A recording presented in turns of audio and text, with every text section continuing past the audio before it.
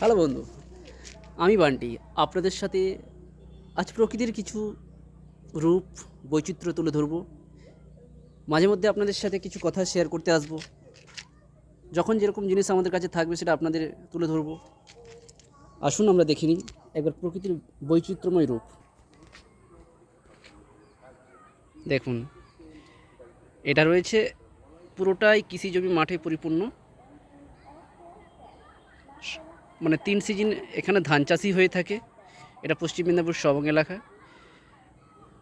ওই কাঠের বাসা, যে বাসগুলো হয় সে দু সাইডে বোঝা করে বাড়িতে বেদনাল নিয়ে তুলে দেবে।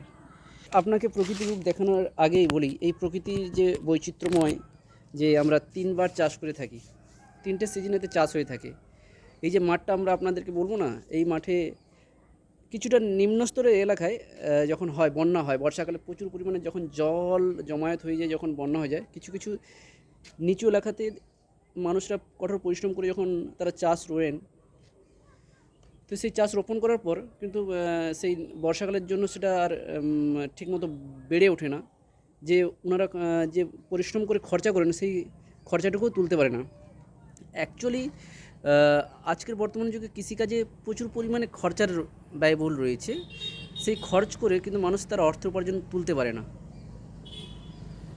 আর এই 2024 সালে কয়েকবার বন্যাও হয়ে গেছে মাঠে।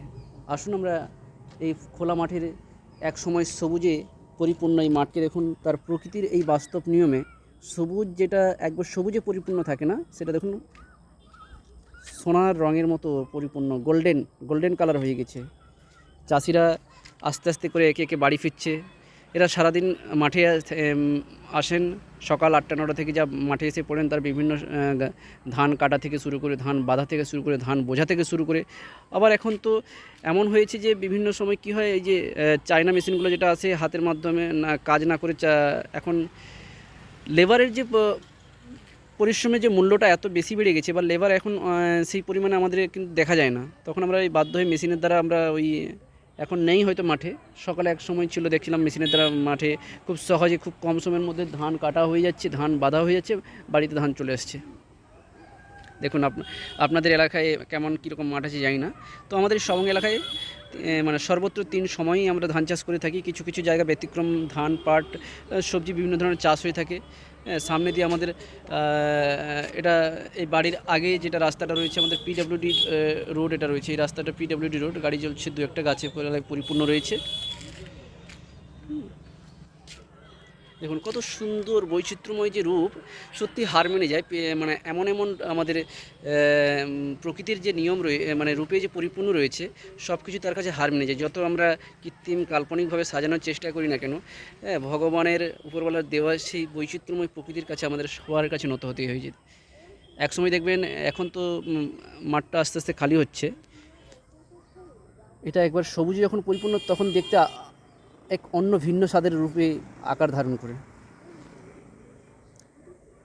বহু পরিশ্রম করে মানুষ যখন তার কষ্টের ফসলকে বাড়িতে নিয়ে গিয়ে তোলেন, তখন নিশ্চয়ই তারা সেই তৃপ্তির আনন্দটা পায়। যতটা খরচা ব্যয়বহুল থাকে, আর যখন সেই খরচা ব্যয়বহুল করে একটু যদি মানে বেশি পরিশ্রম, তো লাভ হয় না, কারণ যা খরচার চেয়ে মানে যা লাভের চেয়ে খরচা এত বেশি হয়ে যায়, সার থেকে বিভিন্ন লেবার থেকে পরিশ্রম দিয়ে, সেটা মাথায় থাকে। মানুষ বাধ্য হয়ে চাষ করে। অল্টারনেটিভ আমাদের এদিকে চাষ খুব কম হয়ে থাকে, ধান ছাড়া কিছুই বেশি হয় না।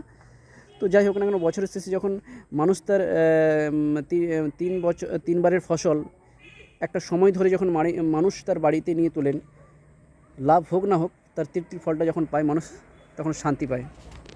যাই হোক, এটা আমাদের পুরো মাঠটাই রয়েছে একবারে শেষ প্রান্ত, গাছের যে আড়ালগুলো দেখা যাচ্ছে আবছা আবছা করে, শেষ প্রান্তে শেষ সীমানা পর্যন্ত পুরোটাই এটা খোলা মাঠ। এখানে এইটাই যেটা একটু আগে বলছিলাম, এইটা হচ্ছে রাস্তা থেকে যেটা, এগুলো একটু নিচু এলাকা, এতে ধান বন্যার সময় অল্প পরিমাণে জল হলে এগুলো ডুবে যায়। এই যে ওদিকে দেখুন, ওই যে সবুজ হয়ে রয়েছে ঘরের উপরে, এগুলো সব জলেই ডুবে যায়, বুঝতে পারলেন। আর এগুলো উঁচু এলাকা, যেগুলো আমি ক্যামেরার মাধ্যমে দেখাচ্ছি, যতটা দূর যাচ্ছে আপনাদের দেখা, এগুলো হচ্ছে উঁচু এলাকা। হ্যাঁ, তো এগুলোতে চাষ ভালো হয়ে থাকে। এ সাইডটা একটু নিচু এলাকা এগুলো। যাই হোক, গ্রাম থেকে আমি বান্টি দেখাচ্ছিলাম আমাদের চাষবাসের কিছু বাস্তব চিত্র। ভালো থাকুন, সুস্থ থাকুন। আবার পুনরায় কোনো শর্ট ভিডিও, কোনো ভিডিওতে নতুন কোনো বিষয় নিয়ে আপনাদের সামনে হাজির হব। ধন্যবাদ।